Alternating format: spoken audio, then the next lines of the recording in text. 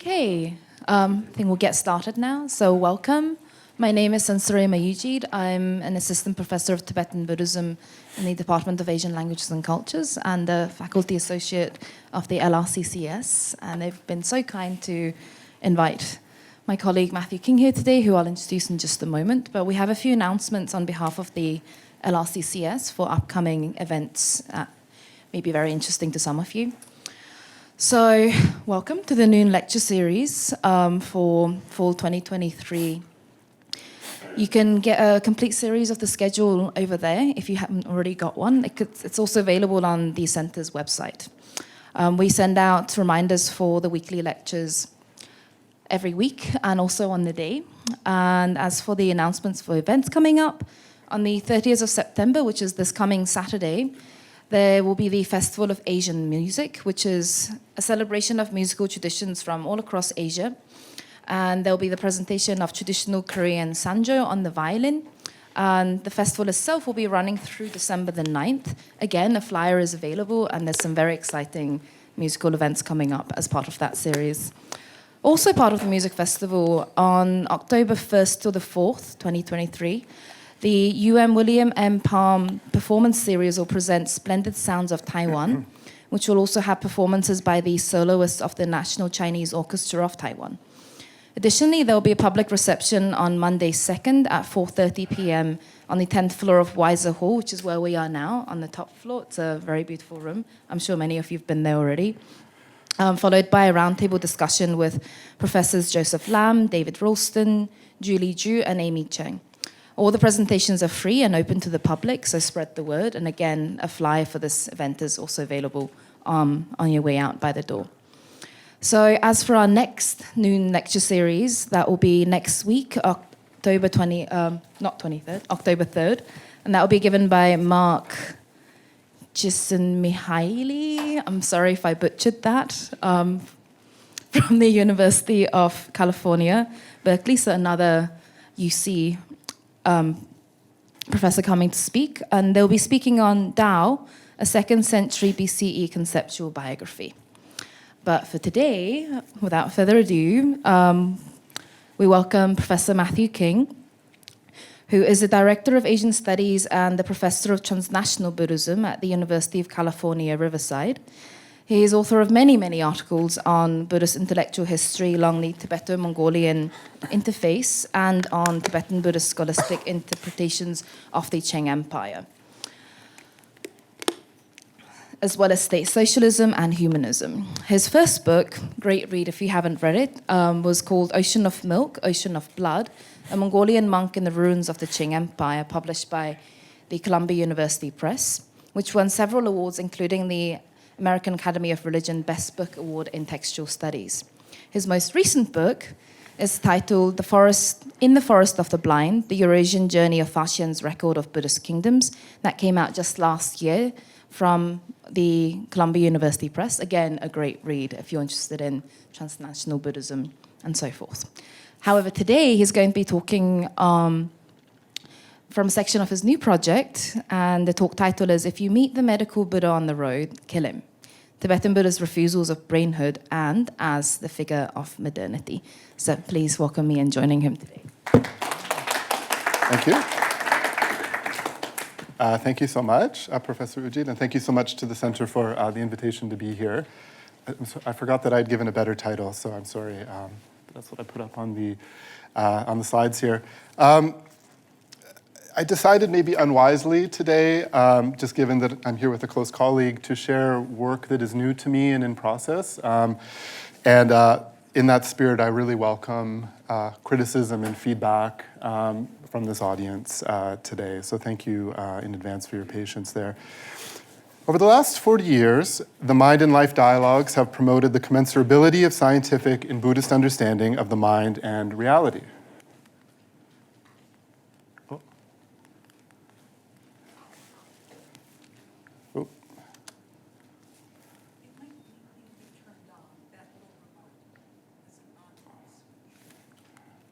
Oh, yeah. No, it was on. It's okay. The slides aren't super important.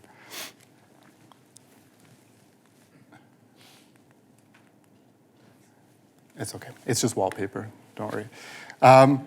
As the pamphlet for the first meeting of Mind and Life put it in 1987, this gathering is inspired by a shared interest in establishing a dialogue between Buddhist thought and cognitive science, which can illuminate these rich and distinct modes of exploring mind and life, end quote. Within a few short years, programs connected to Mind and Life were founded at many universities to research, among other things, the effects of long-term meditation on neural linking and cognitive function. Since 1987, entire fields of popular and scholarly writing have appeared, which examine the results of that ongoing research. I'm sure many of you are very familiar with what I'm talking about. Nearly all of it promotes the synthetic and complementary visions of participating scientists and Buddhist scholars. Oh, we're good? Thank you. The mindfulness revolution is only the most recognizable topics of such writing. Other examples derived directly from Mind and Life include compassion cultivation training, CCT, which is really popular among healthcare workers, and recently Quiet Ego, TM, Quiet Ego trademark. Self-help industries, lucrative app-based tools to help us become competitive in the attention economy, and trademark training programs offering science-tested Buddhist techniques for managing stress in fields from finance to defense to healthcare widely circulate. In recent years, scholars such as Bernard Faure, Rob Hogendorn, and Owen Flanagan have undertaken critical studies of all this under the banner of Neuro-Buddhism. Neuro-Buddhism is a refigured, thoroughly naturalized version of Buddhist models of mental experience that extend and do not trouble the ever-expanding sovereign territories of the neuro-disciplines. However, Buddhists in the last century have hardly been unanimous in seeing received Dharmic models of body and mind as commensurable with those of science and its physical materialism.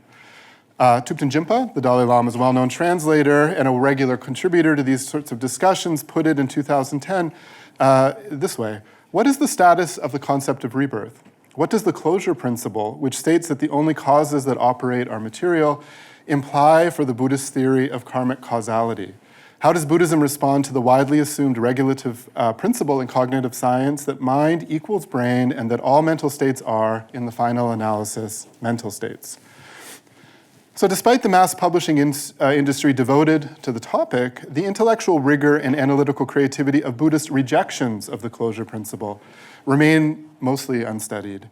And this is the focus of my new project, the contested material logics of personhood and mental experience, elaborated by Tibetan Buddhist scholastics working along the global frontiers of what Fernando Vidal and Francisco Ortega call the cerebral subject.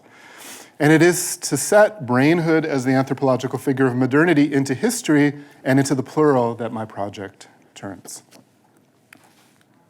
So the protagonist of my research, at least the one I'll talk about in the time I have today, is the Venerable Lobsang Gyatso, otherwise known as the Pukang Geshe. Following a course of monastic education in the Tibetan exile community in India, Lobsang Gyatso became well known among generations of European and North American Dharma teachers and Buddhist studies scholars. And one of them, most prominently, was Gareth Sparham, who's a professor emeritus from here at Michigan, as well as Alan Wallace, one of the most sort of prolific contemporary apologists for the brain science dialogue. In 1973, Lobsang Gyatso was appointed director of the Institute of Buddhist Dialectics, a non-sectarian Buddhist college in Dharamsala, where Tibetan monastics of various traditions, as well as Euro-American disciples, could study scholastic topics such as logic and epistemology. During the tenure of his directorship, Lobsang Gyatso was publicly engaged in several of the most pressing and contested intellectual issues facing the Tibetan exile community. Most famously, and unfortunate, was Lobsang Gyatso's polemics in support of the Dalai Lama's ban against the propitiation of the Dharmapala Dorje Shugden, a schism that continues to divide inter-Asian Buddhist communities from Dharamsala to Ann Arbor today, all around the world. For his fierce defense of the Dalai Lama's controversial ban, it seems, in 1997, Lobsang Gyatso and two young attendants were murdered in their quarters at the School of Dialectics. It's a grisly testament to the vitriol of the Shugden polemics, and that Lobsang Gyatso is unfortunately largely memorialized today.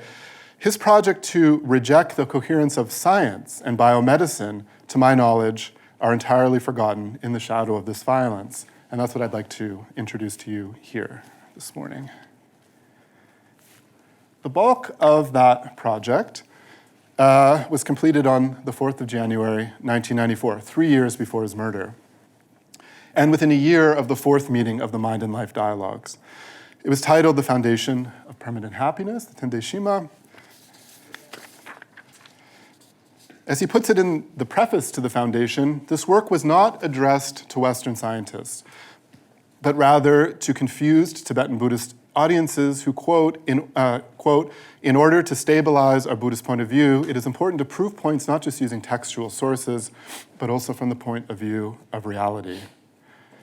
In such stabilization, he hoped, Tibetan scholastic education could reclaim territory he saw as being given away to the scientism being privileged increasingly by the Dalai Lama and some of his prominent Western students and interlocutors.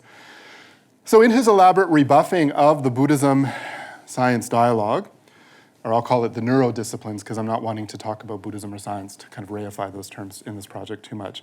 Lobsang Gyatso appealed to the logical reasoning and scriptural sources so prized in classical Tibetan and Indian Buddhist tradition. For example, in the vast field of he appeals to the field of Inner Asian medicine, Menrik, fields of embryology, Indian scholastic pramana theory, logic and epistemology, as well as tantric models of coarse and subtle human physiology. So it's really a multifaceted sort of attack or maybe defense, drawing deeply from across the Tibetan tradition as he knew it. And remarkably, in addition to this, in what I believe to be a first in the 3 centuries of Tibetan monastic encounters with physical materialism, in which I'm sort of placing this larger project, Lobsang Gyatso also made innovative use of controlled experimentation and empirical observation, mimicking scientific models for making truth in his monk cell, which I'll share at the end of this talk. By all this, Lobsang Gyatso claimed to have confirmed received models of body-mind that are the requisite for Mahayana and Tantric tradition of self-cultivation. Okay. Unlike the mind, so here's where I think this project becomes more interesting beyond just some example out of step with the sort of larger trends towards commensurability in quote-unquote Buddhist science dialogues. Unlike the mind and life participants with whom Lobsang Gyatso appears to be dialoguing most closely in this work, and unlike most scholarly writing and popular writing on the commensurability of Buddhism and the neurodisciplines, Lobsang Gyatso never frames Mahayana and Tantric medicine, logic, or grounds and paths using the preferred language of science. Let us recall the language of mind and life in 2, which focus most explicitly upon neurology and against which he's dialoguing most clearly.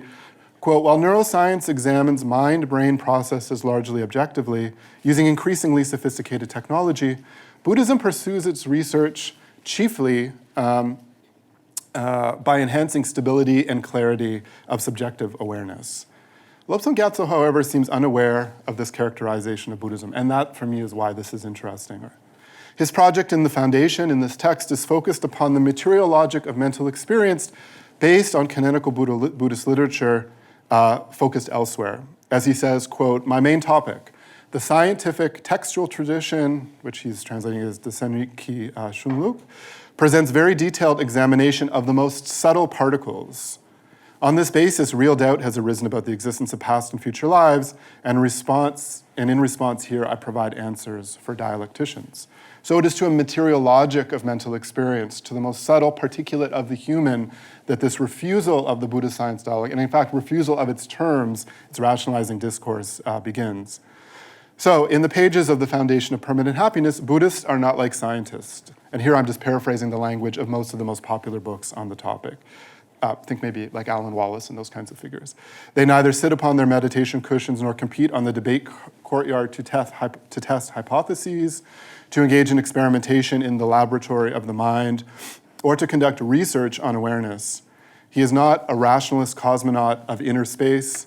Instead, Lobsang Gyatso meticulously breaks down Western physicalist models of the body and mind into a series of theses, Dhammcha, that he sets out to dismantle at feverish pace using the full weight of his scholastic tradition.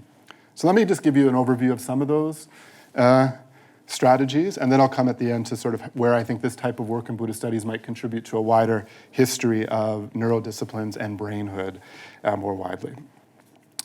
So the first step in Lobsang Gyatso's refusal of his critique is to admit exponents of the neurodisciplines into the arena of pramana theory. So I won't get into this, but this is basically Indian-derived Tibetan interpretations of logic and epistemology, in which Tibetan scholasticism in this tradition operates most fully.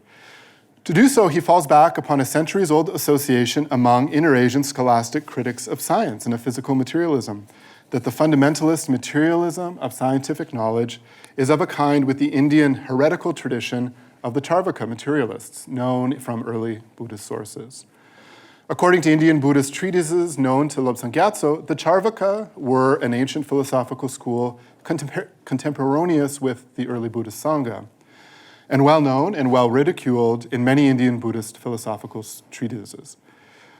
Charvakas narrowly accepted that phenomena arise only from the four material elements, rejecting entirely the moral and experiential mechanizations of karma, cyclical rebirth, and the possibility of liberation and enlightenment. What's more, they only accepted direct perception and not inference as a kind of valid knowledge, as a pramana, or sema in Tibetan. Charvakas thus assumed that the mind and body are one material complex. Lobsang Gyatso's dominant dialectical strategy throughout the text is to undermine the authority of the brain sciences qua Charvaka knowledge by attacking its incoherent view of causality and conditionality, especially in relation to consciousness, health, embryology, and so on. As he puts it, when and how does mute earth and dumb water turn into a perceiving mind, end quote. He asks insistently to his half-Indian Charvaka and half-Western neurologist throughout the text. Okay, so let me give you a sense of just the richness of these arguments without nerding out too badly and putting anyone to sleep, and then I'm happy to go into a little bit more depth afterwards. So the first of Lobsang Gyatso's major attacks against the physicalist model of body and mind concerns the logical implausibility of what he calls the discontinuity of consciousness that he sees in the neurodisciplines. Scientists, this is him writing, scientists claim that it may not follow that consciousness can arise from a previous moment of consciousness. For example, they say it is not necessary that a rainbow arise from a previously arisen rainbow, nor that in order for the girl Tsering and Dolma to meet one another, they must have previously met. So too, claim the scientists in Lobsang Gyatso's work, mind does not necessarily proceed from a previous moment of mind. Appealing first to imagery from the Pramadavartaka, Dharmakirti's famous treatise on logic and epistemology, he writes, quote, "It is not necessary that the existence of a crystal vase depend upon a previous crystal vase, but that the existence of a vase be based on a particular mass of earth. It must arise based on earth particles. Such small earth particles exist in a never-ending continuum," end quote. The fire element cannot become the dominant condition of water, nor earth the dominant condition of air. And just so, while a material entity certainly bears all kinds of causal relations to cognition, he says, none are its dominant condition. It's dakyan in Tibetan. Material entities can affect but not produce the awareness quality of mind. The continuums of mental entities are related to, but never of the same nature as the continuum of mind. Blood, meat, bones, and brain cannot experience any more than can stones, ponds, clouds, or sand. So basically, philosophy of mind and consciousness 101. This isn't really revolutionary stuff, but this is being brought into the pramana sort of dialectical arena very early and for the first time.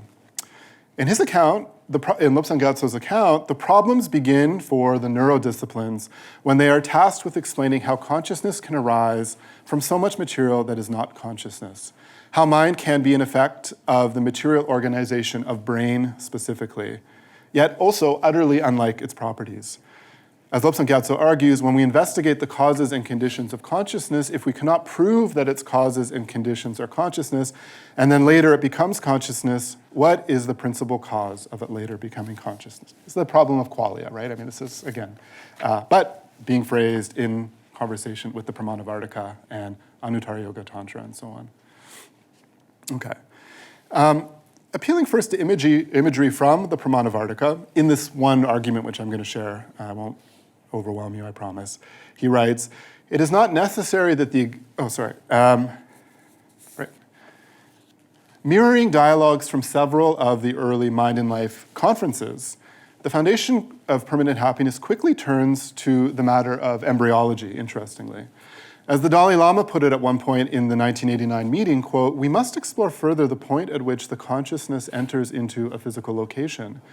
At conception, the moment when and the site where consciousness interacts with the fertilized egg is something to be discovered, although there are some references to this in Buddhist texts. End quote. So Lobsang Gyatso mines such embryological literature in the Indo-Tibetan tradition to try to further resolve and sustain Buddhist perspectives on mental experience. And here we get into some interesting territory. As just one example, Lobsang Gyatso acknowledges that the brain sciences appropriately focus on the electrical currents of neurons, which he calls light waves, as the energy of consciousness. A cell, he writes, cannot see or observe the object. But from that cell, a light wave is created that produces all the activities of consciousness, such as seeing and hearing.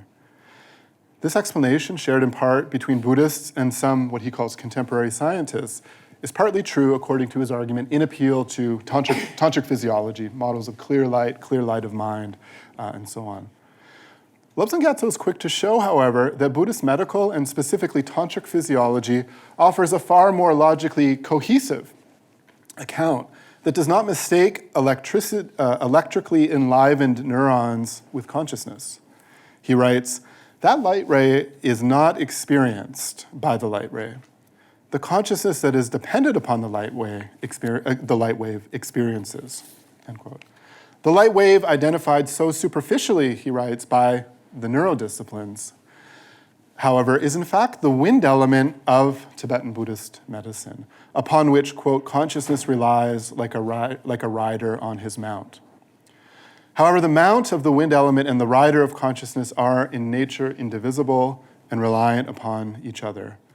So these kind of models come abundantly from sutras like the Entering the Womb Sutra and sort of even classical Indian derived models of embryology. Okay, let me just give you one more example, and I'll try not to let my enthusiasm bubble over for this stuff. So the incoherence of the brain sciences specifically, and the error of biomedical modeling of the body-mind more generally, is for Lobsang Gyatso a matter of partial vision. It is worth noting how this Buddhist scholastic polemic against the physicalist body and mind often moves to attack scientific materialist views about the genesis of the universe and of sentient beings. And I'll pause here to note that my interviews with folks who were at the School of Dialectics at the time in which this was written and around the early Mind and Life institutes note that it wasn't only the Dalai Lama's new privileging of dialogue with science and of scientism that was causing sort of this controversy in the exile community.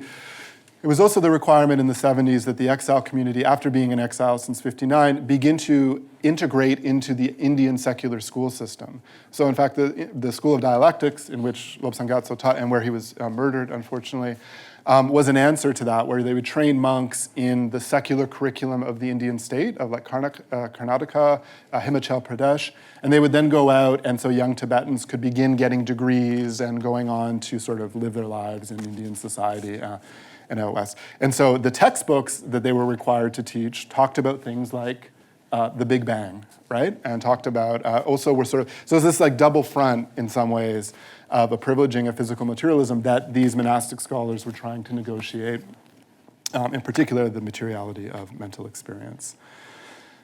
Okay, sorry, I realize this has been up for a few minutes, so I'm sure folks have already read it. But the point is that he's moving from sort of, he's drawing equivalencies between the incoherence of materialist accounts of the universe writ large, of the world as such, and also of the mind.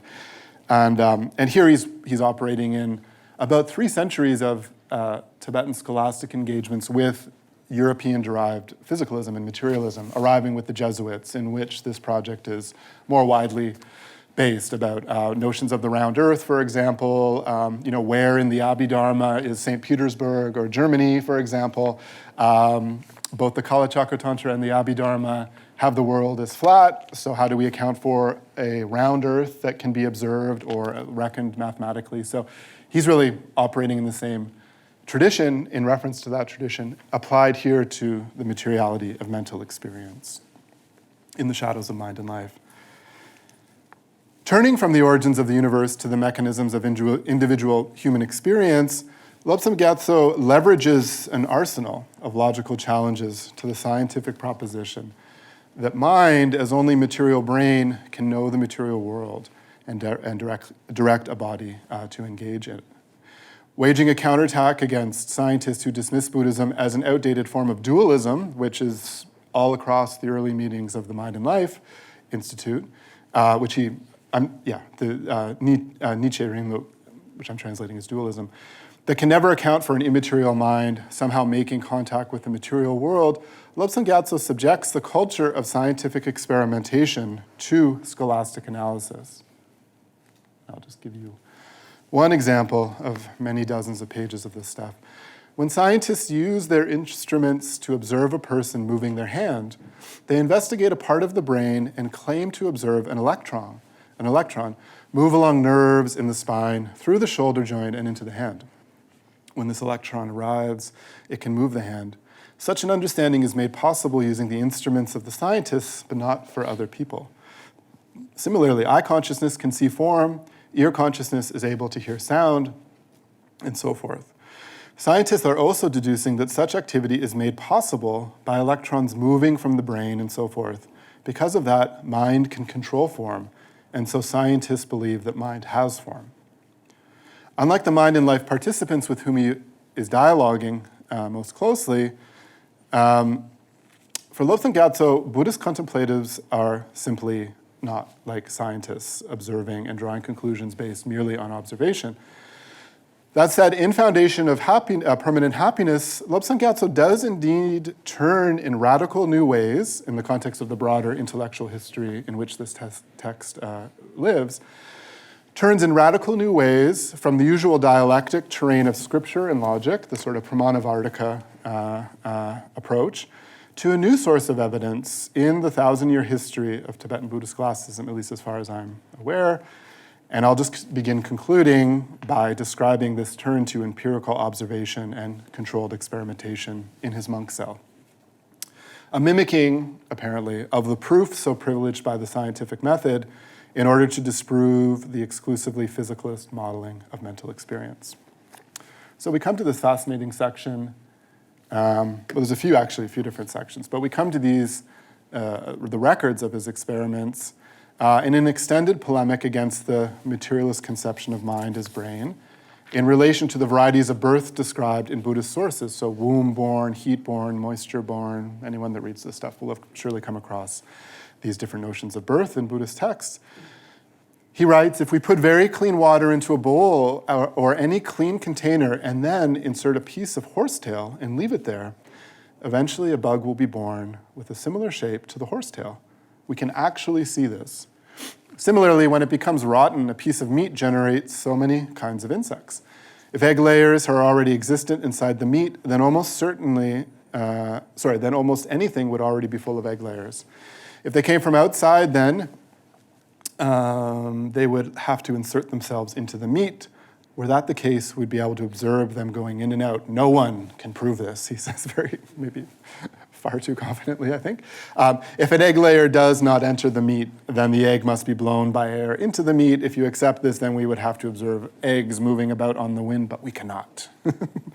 I like his mic drop moments. This text is full of mic drop moments. And in a related passage, Lobsang Gyatso seems to be describing an actual experiment that he carried out himself, perhaps at his monk cell at the School of Dialectics.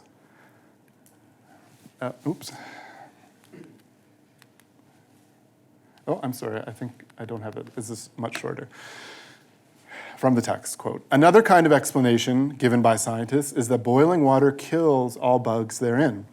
If one puts water in 2 bottles with tight lids and leaves them, they do not produce any bug. However, if you open just a little bit, it will suddenly become full of bugs. For that reason, Buddhist texts say that Bardo beings move about without obstacle. Bardo beings are in between lives, beings in between their lives. Move without obstacle through material objects is immaterial combinations of body and mind. So, in all, Lobsang Gyatso attacks the epistemological foundations of the brain sciences and defends the body-mind and the notion of mental experience known to and made by the knowledge practices of his tradition. And in so doing, Lobsang Gyatso and other Buddhist critics of the cerebral subject not only deny the cogency of scientific models of mental experience, I mean, at least according to their own standards, he also discredits the unassailable association of the West with the territories of reason and the ideological foundation of its technical knowledges, healing modalities, and body-mind cosmologies. And so, for me, Lobsang Gyatso's work and the work of the other monastics critics that my wider project is trying to explore helps to begin historicizing the circulation and refusal of brainhood as anthropological figure of modernity, which several scholars have explored. In other words, our association of personhood over the last 30, 40 years, but going back to actually notions of brain and personhood from the 19th century, as brain as being self-same as personhood. In other words, if, sorry, what was your name again? John. If John and I changed brains, I would be in a new body. I wouldn't be a body with a new mind, in other words. So his anthropology and kind of critical history of science looking at brainhood is really doing a lot to unpack ways that notions of liberal subjectivity, the commodification of what they call neurobics, mental fitness and so on, is not just being commodified, but is being naturalized through much of the circulation of the neuro-disciplines. There's very little scholarship on the way that such propositions about personhood and the materiality of mental experience circulate, are being received, are being refused, or maybe repurposed outside of such sort of technical discursive arenas. Since the 1990s, writes Maurizio Maloney, quote, "The movement from mind to molecules betrays the desire to substitute the neurosciences for philosophy." We could also say for religious studies, for ethics, for aesthetics, as the dominant discipline to orient culture and society.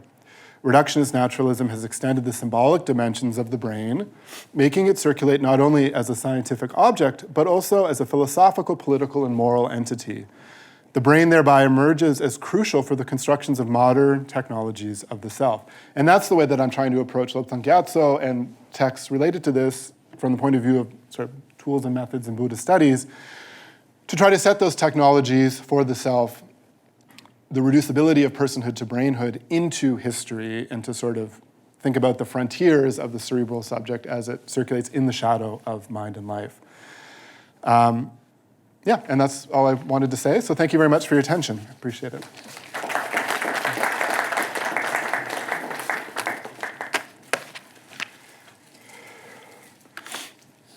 Yes, please.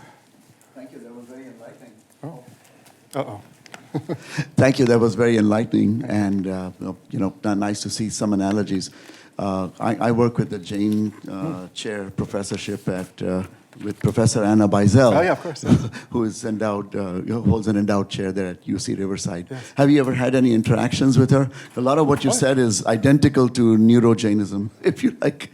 Yeah, we are very philosophy. close colleagues and are kind of working on this stuff. And your last analogy about boiling water and stuff, that's something the Jains have been doing for thousands of years because they revere every life in anything. Mm-hmm. And they realize what purifying water means. You limit the amount of violence you do by boiling it, and then it's fine for 6 to 8 hours, and after that you have to boil it again because life forms get back into it. Yes. So I appreciate you highlighting that. Not most other cultures or religious beliefs even recognize that. So thank you for accentuating it. Okay, thank you. Yes.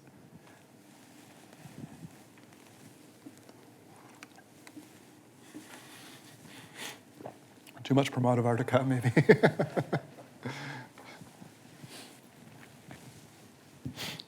So I'm wondering, what's the response of Tibetan Buddhist advocates for seeing Buddhism and science as complementary? What is their response to Lobsang Gyatso's critiques and others like him? Yeah, thank you.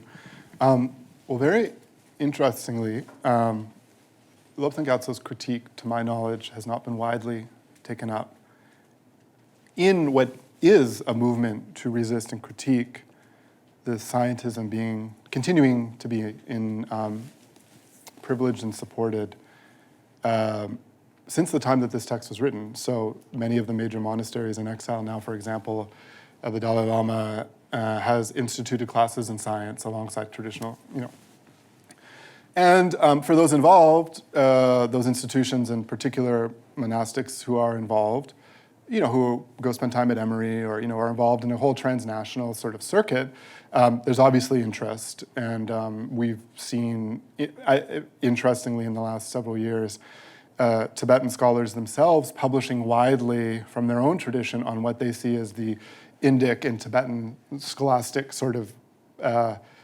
sources that will help further the Buddhism-science dialogue. So Wisdom Publications, for example, has published probably 2,000 pages of translations, and they're all forwarded basically in this, the thing that Professor Lopez has described since the 19th century, that the scientific Buddha anticipating the discoveries of science. Neurology is just the most recent example. That said, there are, I would say overwhelmingly, in the monastic institutions, resistance and critique of the idea of incorporating courses of study in science in sort of a traditional, like a geshe degree or monastic degree. It's just about where one can air such grievances and with whom. And so I would say actually some of the most interesting stuff that one finds more recently, sort of heirs of Lobsang Gyatso, although I've never heard this particular text referenced, but it's all the same strategy ultimately, is among Tibetan scholastics trained in the PRC, who are places like at Larungar and these huge monastic institutions that exist in Tibetan regions of the PRC today. But what is interesting is they too are resisting any sort of like North Atlantic universal like religion and science and the whole sort of organizing rationalist like ideologies that those categories come weighted with. They're also going to the subtle material particulate of mental experience. So one can find all kinds of articles in online Buddhist blogs and Buddhist journals published by these different institutions in the PRC, sort of following up on this analytical train.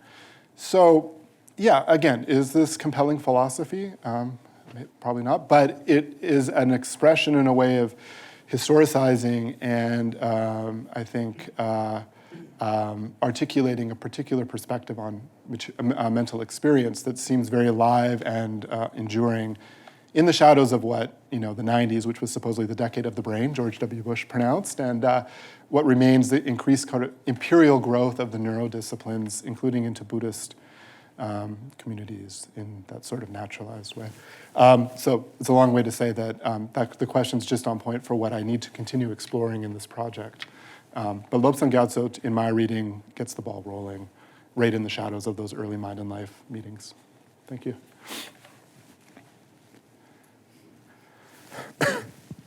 Thank you. That was great.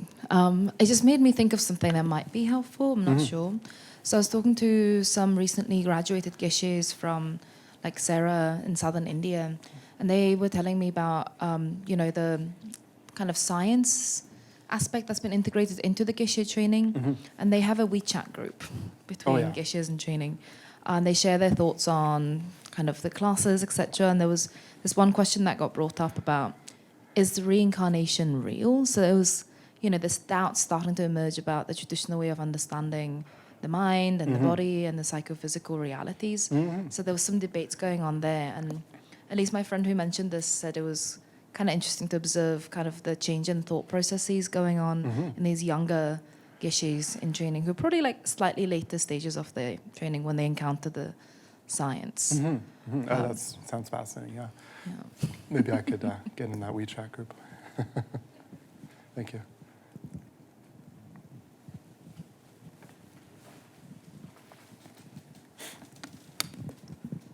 Hi, could you perhaps elaborate on what Lobsang Gyatso's sort of his personal beliefs on what consciousness is, like sort of what reality is, so I can like sort of, or we can sort of more understand where he's coming from, why he makes the arguments that he makes, and things of that nature. Yeah. I mean, Well, as Thupten Jinpa said in the little quote I mentioned on the go at the start here, the quote-unquote closure principle, meaning that the human, the person, and especially consciousness, is exclusively material, poses a lot of problems for Buddhism, of course, right?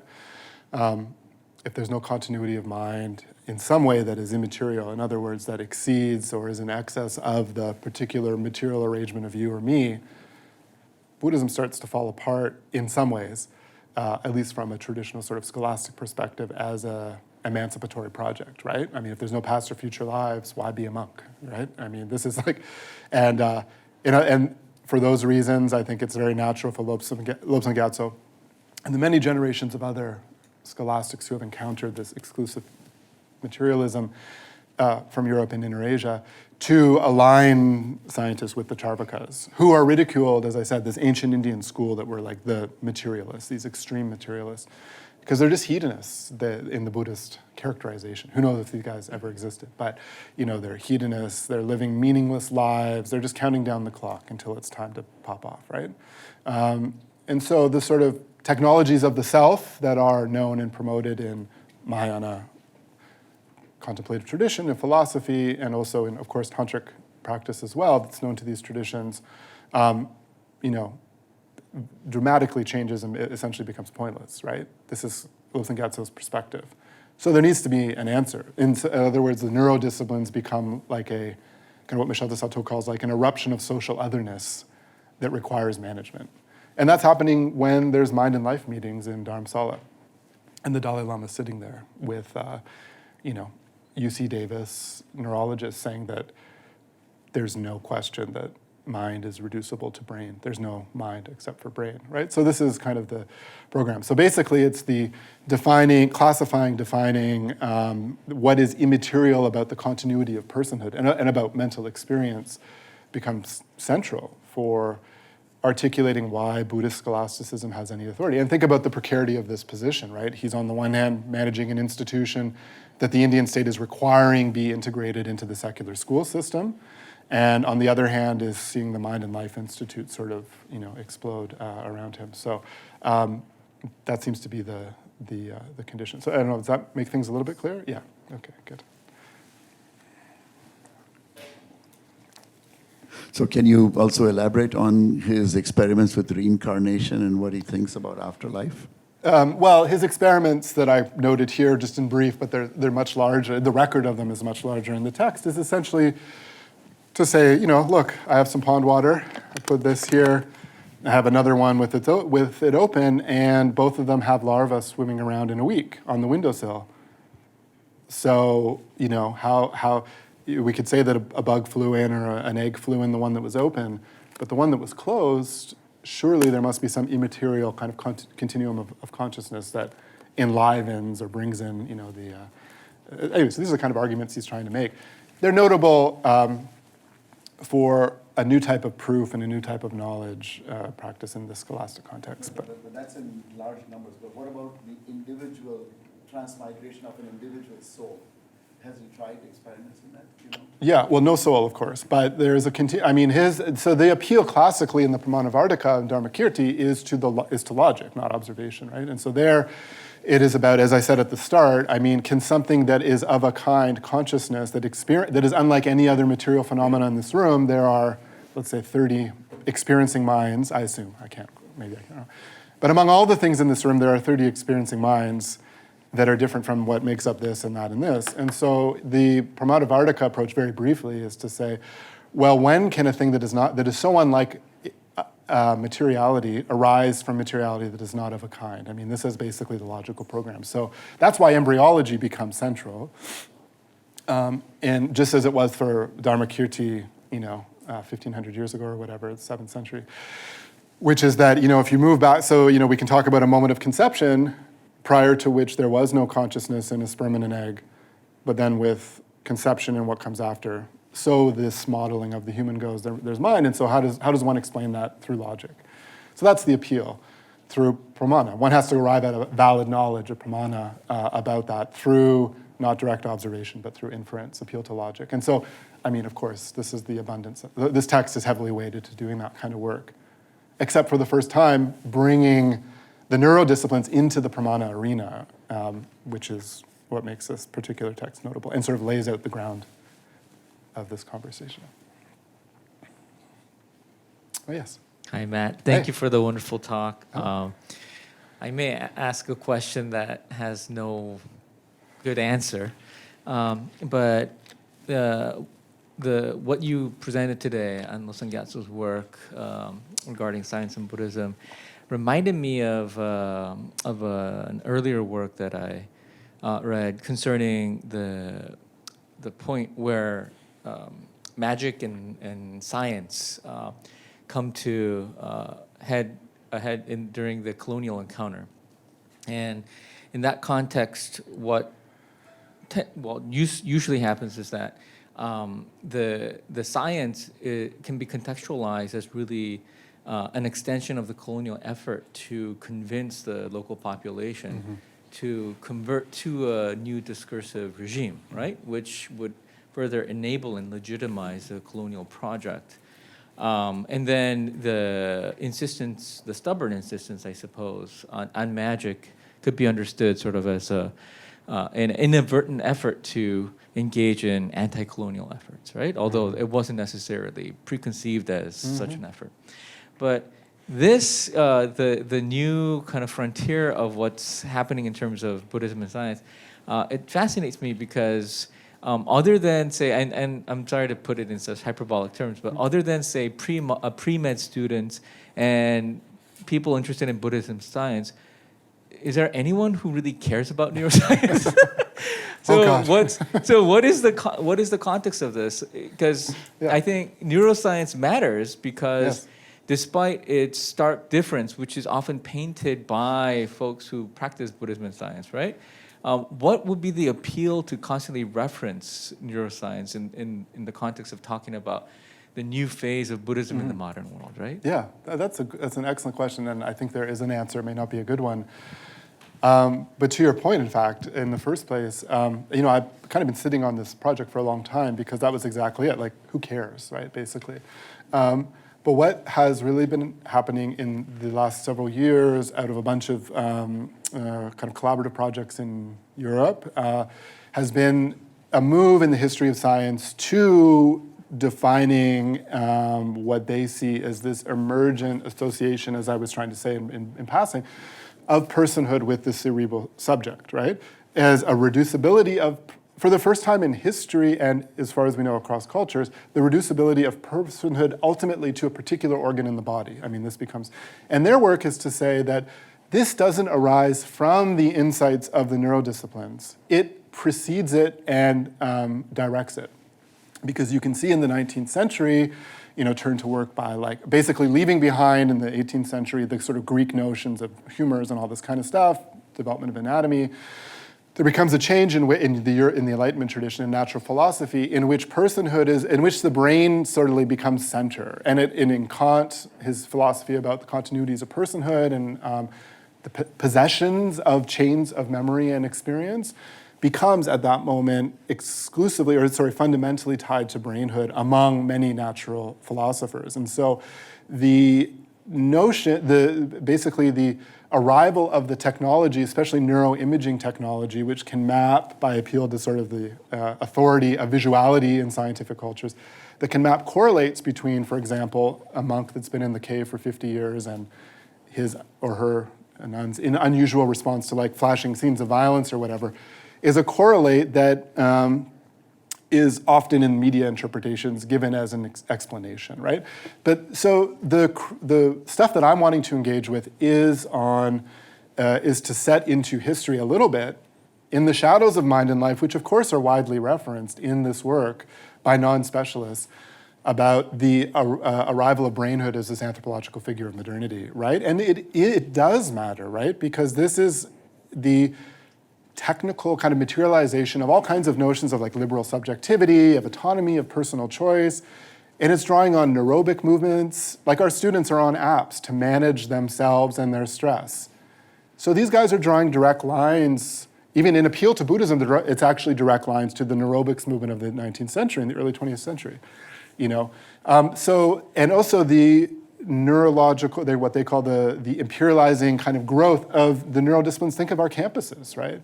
I mean, what is funded and what's knocking on the door in art history and economics and all these things. It's like there's the authority associated with neurology. So in some ways, I would like to present some of these arguments in a way that might be taught in a religion and science class, in a Buddhist studies class, a history of science class for non-specialist students, but use it to sort of help circumscribe the frontiers, what is made and received, just to circumscribe what might count as the frontiers of Brainhood as an anthropological figure of modernity in circulation in the last 20 or 30 years. And surely there are thousands of other examples.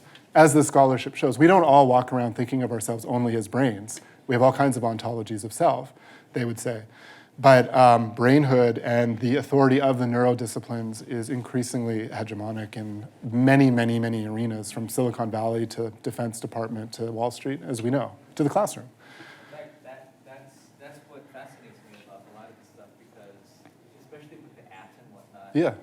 it almost feels like we're going back really to the 19th century, where you had people who were practicing the philosophy of consciousness, reading the new literature on anatomy and starting to basically localize and naturalize the discourses that they had been pioneering for quite some time. Yeah. But it was never to surrender the insights that they had cultivated outside of the purview of the study of human anatomy. Right. But a lot of that changed once, I think, what was it, 1970s?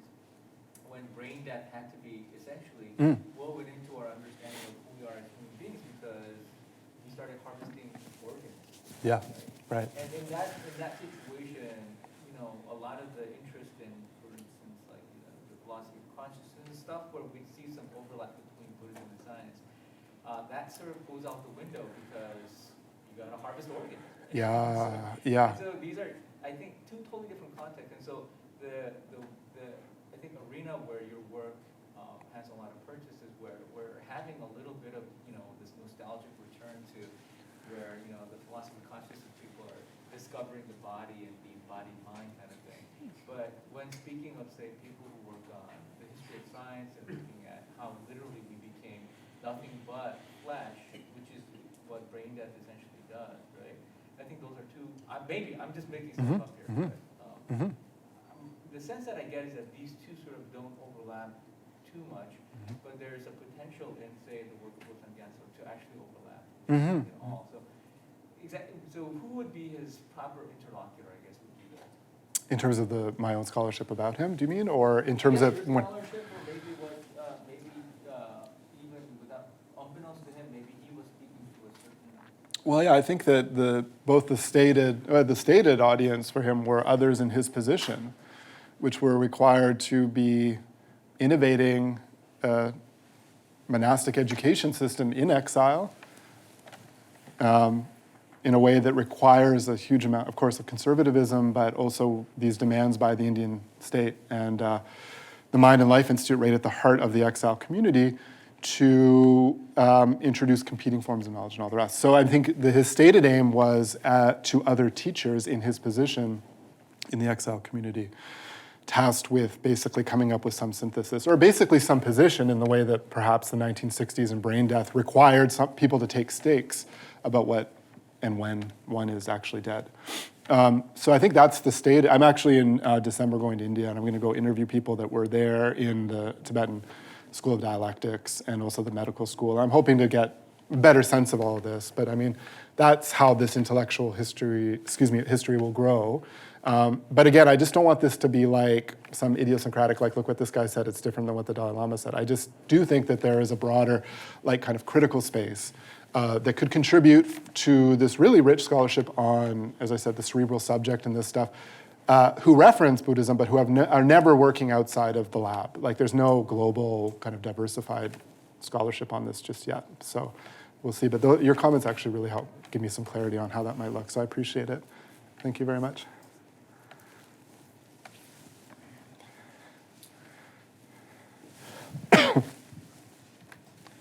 How will the Buddhist concept of brainhood deal with the eventual advent of an intentionally self-evolving silicon-based artificial brain? Yeah, it's a good question.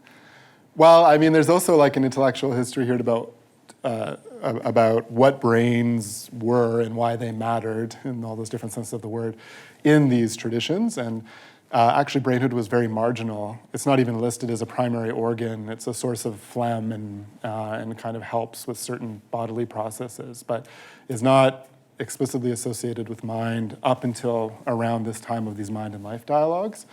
But there's really fascinating ethical questions there, absolutely. And I think in the realm of, like, there was just something in the news last week of all these folks working on AI, like, what are qualifications for when we know that AI will have consciousness? A provisional list of, and a lot of that is to do, like, it will anticipate tasks that it's not asked to do, and it will refuse tasks that it's asked to do, which AI right now doesn't do. You tell it to do something and it does it. So yeah, it's a fascinating question, and I don't know if these questions are bleeding over into the AI moment. If I do find out, I will write about it, and I will come back and try to explain it. But it's a great question because, of course, yeah, it dovetails immediately with this moment of consciousness. Utopianism and dystopianism, especially for us in the classroom, right? It's a great question. Thank you. I think when AI enters the room, it's always a good time to pause the conversations at the time being. But so please join me in thanking Matt for coming and giving this talk, and for the discussions and for the questions. Thank you. Thank you. Thank you.